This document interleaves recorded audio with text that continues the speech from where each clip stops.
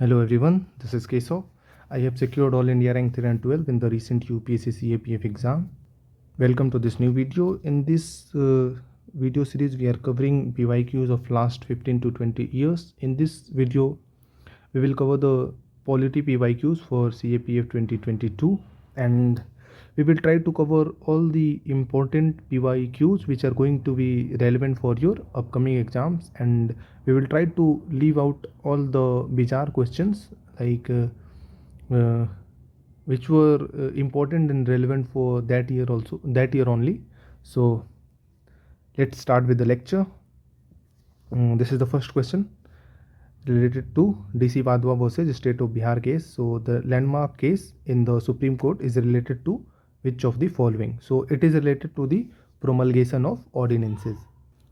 Let's see the details. So this case challenged a series of ordinances issued by the government of Bihar between 1967 and 1981 on the various subjects, some of which were promulgated several times without being placed before the state legislature.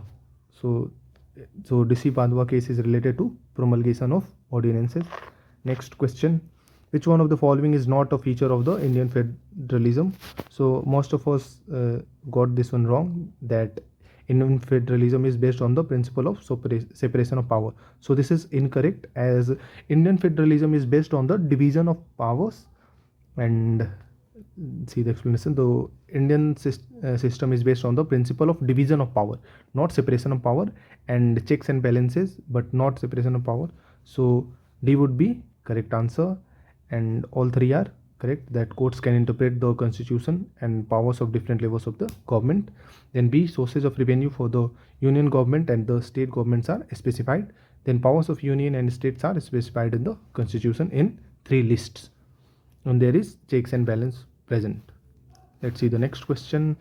It is related to what are the sources of the laws in India. So constitution correct, statutes correct, customary law correct, case law correct. So D, all are source of law in India. Let's see the next question. It is asking about the functions of the cabinet secretariat.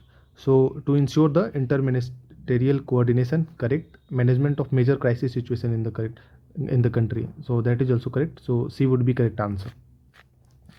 Let's see the next question related to the Public Undertaking Committee. So there are more members from the Rajya Sabha than the Lok Sabha in the committee. This is incorrect, and chairman of the committee is appointed by the Speaker of the Lok Sabha. Correct. So only 2 is correct. And in Committee of Public Undertakings, there are 22 members, 15 from Lok Sabha and 7 from Rajya Sabha. So Lok Sabha has more number of members. So here Public Undertaking Committee has 22 members. Let's see the next question. Which one of the following statements is not correct? So a censure motion can be moved against a single minister of the Council of Ministers. That is correct. A motion of no confidence cannot be moved against the Prime Minister alone. That is also correct, as it is against the whole cabinet and Prime Minister. A censure motion cannot be moved against the entire Council of Ministers. It is incorrect, as a censure motion can be moved against both a single member and entire Council of Ministers also. And last option, censure motion can be moved against a group of minister. Correct. So here censure motion can be moved against a single minister or a group of ministers or the entire Council of Ministers. So statement 3 is correct. So C would be our correct answer. Let's see the next question. Which one of the following is correct in respect of the appointment of the district judges? So here C would be correct, that district judges are appointed by the governor in consultation with the High Court of the concerned state. And you guys have to comment which article deals with the appointment of the district judges. I think as far as I can recall it is Article 233, and if I am wrong, please correct me in the comment box. Let's see the next question. The Swan Singh Committee recommended the insertion of which one of the following provisions into the Constitution of India? So fundamental duties, Article 51A through 42nd Constitutional Amendment Act 1976. So here the correct answer would be fundamental duties. So B would be correct answer. Swan Singh Committee, fundamental duties. and Article 51A, 42nd Constitutional Amendment Act, and then there was 10 fundamental duties, and then 11th fundamental duty was added by 86th or 93rd. Comment down that 11th fundamental duty was added through which amendment act? Let's see the next question. What is the term of office of chairperson and members of the National Human Rights Commission? So 3 years or up to 70 years of age, whichever is earlier. And for all these constitutional and non-constitutional bodies, you can refer to our video series, and we have covered like 20 chapters in 2 hours, so you can refer to those videos. I will pin the videos in the comment box. Let's see the next question. Which is not true with regard to tribal welfare? So C, a special area development program aims at distribution of forest area produces to the tribal equitably. It is not correct, while all three are correct. Let's see and this next question, which one is not correct? So the Swaraj Jayanti Sahari Rozgar Yojana is an urban self-employment program. This is correct.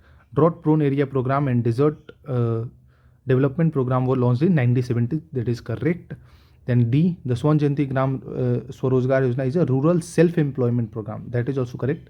C is incorrect regarding the Sampurn Gramin Rozgar Yojana, as the Sampurn Gramin Rozgar Yojana was launched in 2001 by merging the ongoing schemes of Employment Assurance Scheme and Jawahar Gram Samriddhi Yojana. So EAS and JGSY were merged and they were called as Sampurn Gramin Rozgar Yojana.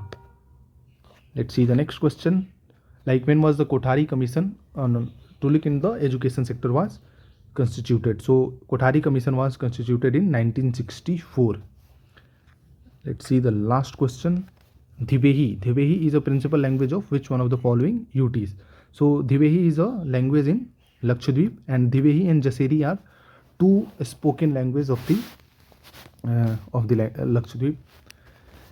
And so that's all in this video. You can join our Telegram group for the PDF of this lecture, and please do subscribe to the channel, and thank you for watching. Please share it among your friends, and do comment your suggestions that what do you want us to include in our lectures, and thank you for watching.